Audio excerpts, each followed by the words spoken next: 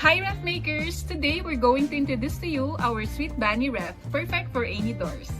The Sweet Bunny Wreath is a delightful handmade decorative piece crafted to infuse charm and joy to your living space. Its centerpiece features two endearing bunnies dressed in matching outfits and hats, radiating playfulness and warmth. Carefully selected ribbons from the esteemed King Yang collection ensure every detail of the wreath is crafted with precision and elegance. Whether adorning your home during springtime, enhancing Easter celebrations, or simply adding cheer year-round, this versatile wreath promises to bring sweetness and whimsical presence to any room. So that's it guys. We hope you enjoyed this wreath making with us. Bye!